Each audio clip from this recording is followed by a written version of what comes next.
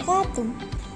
Halo teman-teman, senang berjumpa kembali dengan saya di video pembelajaran ini. Nah, pada video pembelajaran ini kita akan membahas kembali tentang sejarah perkembangan atom. Simak baik-baik ya teman-teman. Saya Ali Firdaus Priyayanti Mala dengan NIM 12212183066. Di video sebelumnya kita sudah belajar tentang perjalanan sejarah atom, dimulai dari Demokritus dengan teori atomnya dari zaman kuno, lalu Dalton yang memulai kembali geliatnya tentang atom, dan akhirnya diperbaiki oleh Thomson yang dikenal dengan teori atom model roti kismisnya. Nah, pada tahun 1909, seorang murid Thomson bernama Ernest Rutherford memperbaiki konsep atom yang telah diungkapkan oleh Thomson. Melalui eksperimennya dengan lempeng emas yang sangat tipis, ia menyiapkan sumber radiasi alami berupa unsur radioaktif dan dilengkapi layar dari bahan yang dapat berpender berbentuk melingkar sebagai detektornya. Kemudian, lempeng emas ini ditembaki oleh partikel alfa yang hasilnya cukup mengejutkan pada masa itu. Partikel alfa yang bersifat positif memiliki 2 neutron dan 2 proton ternyata dihamburkan oleh lempeng emas. Kebanyakan diteruskan, ada juga yang berbelok, akan tetapi hanya sedikit yang dapat dipantulkan kembali. Mengapa Rutherford menggunakan emas? Ternyata Rutherford membutuhkan lempengan yang bisa dibuat setipis mungkin, sehingga pilihannya jatuh pada emas karena emas itu fleksibel untuk dibentuk. Jika mengikuti teori Thomson, seharusnya sinar alfa yang ditembakkan di lempengan emas akan diteruskan sempurna. Tapi kenyataannya sebagian ada yang diteruskan, dibelokkan, dan ada sedikit yang dipantulkan kembali ke sumber sinar. Nah, seperti pada gambar ini, ada sinar alfa yang dibelokkan, ada sinar alfa yang diteruskan, dan ada sinar alfa yang dipantulkan kembali ke sumber sinar. Menurut Rutherford, inti atom itu ada di tengah dan dikelilingi oleh elektron-elektron yang bergerak mengelilingi inti atom. Dari penelitian ini, ia menyatakan bahwa sebagian besar atom adalah ruang kosong. Pembelokan sinar alfa terjadi karena sinar alfa menumbuk sesuatu yang kecil, padat, dan keras. Model atom Rutherford ini diluncurkan tahun 1911 dan mengembangkan atom sebagai inti kecil yang padat dan bermuatan positif, yang disebut sebagai nukleus, yang dikelilingi oleh elektron yang bermuatan ringan dan bersifat negatif. Atom bukanlah bola pecah menurutnya.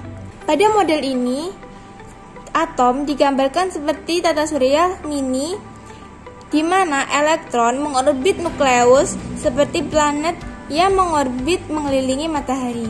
Walau model ini lebih baik dari Thomson, tapi model ini masih punya kelemahan, yaitu tidak bisa menjelaskan kenapa elektron yang bermuatan negatif tidak jatuh ke dalam inti atom yang bermuatan positif.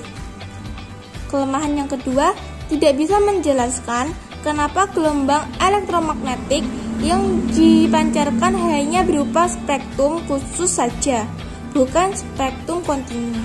Nah, akhirnya pada tahun 1913, seorang fisikawan asal Denmark bernama Niels Bohr memperbaiki konsep atom yang sebelumnya diungkapkan oleh Rutherford. Bohr merumuskan beberapa postulat, yaitu elektron mengelilingi inti atom pada lintasan tertentu yang stasioner yang disebut orbit atau kulit.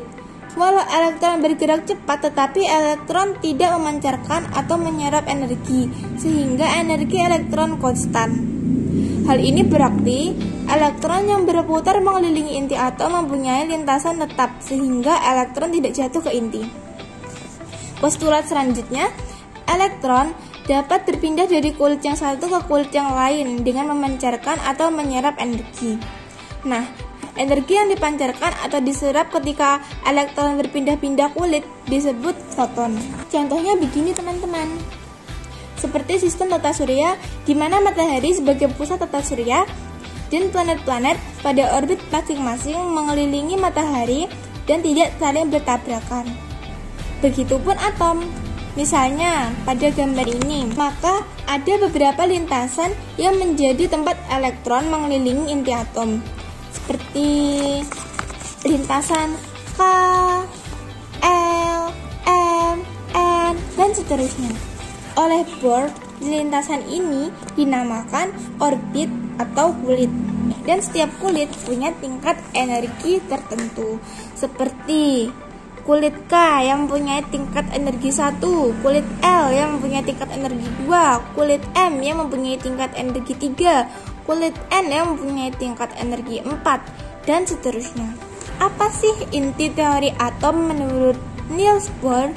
Nah, bisa kita lihat menurut Niels Bohr, teori atom adalah atom terdiri dari inti yang bermuatan positif dan dikelilingi elektron yang bermuatan pada suatu lintasan tertentu dengan energi dan ukuran lintasan yang tetap.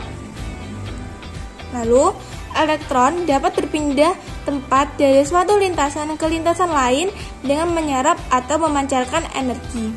Melalui teori Bohr ini terjawab sudah di mana letak inti dan elektron dalam atom.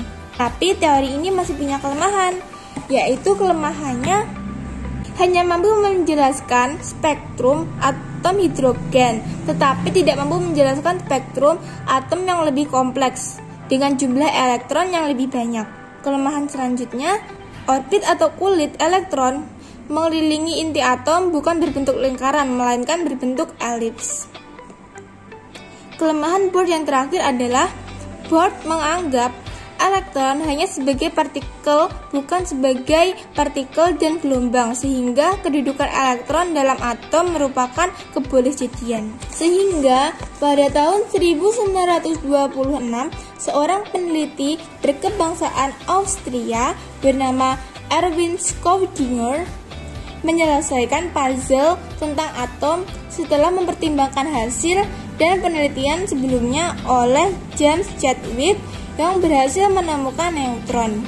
Lalu, Louis de Broglie yang mengemukakan pendapatnya tentang dualisme partikel, di mana menurutnya elektron itu bisa bersifat sebagai partikel dan gelombang. Lalu penelitian oleh Werner Heisenberg yang mengungkapkan prinsip ketidakpastian. Melalui ini semua, Schrödinger menjadi pionir dalam pengembangan model atom modern atau model atom mekanika kuantum. Lewat model atom mekanika kuantum dapat dijelaskan bahwa posisi inti dan kebolehjadian dipertemukannya elektron. Nah, selanjutnya spektrum emisi atom hidrogen yang rumit ini dapat dijelaskan juga. Dan yang terakhir, perhitungan energi eksitasi dan emisi juga dapat dijelaskan melalui model atom mekanika kuantum ini, teman-teman. Tapi, kelemahan teori ini adalah khusus partikel tunggal dalam kotak. Lalu, sulit diterapkannya untuk sistem yang lebih kompleks, seperti atom yang ada dalam sel makhluk hidup.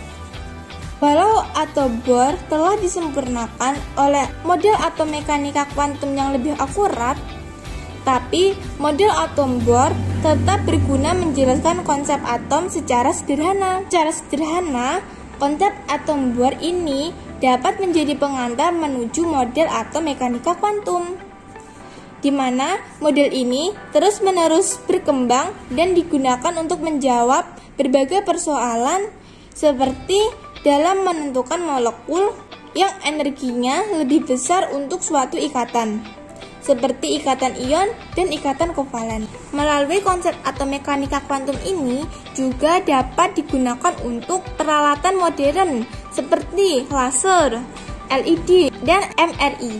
Juga dapat digunakan untuk menjawab berbagai persoalan yang ada. Nah, teman-teman, itu tadi sejarah tentang perkembangan atom dari masa ke masa. Penelitian tentang substansi yang sangat kecil yang akhirnya bisa bermanfaat untuk hal yang lebih besar. Semoga kita belajar dari sejarah ini ya, bahwa suatu kesungguhan akan memberikan hasil yang positif di kemudian hari. Tetap semangat belajar ya teman-teman.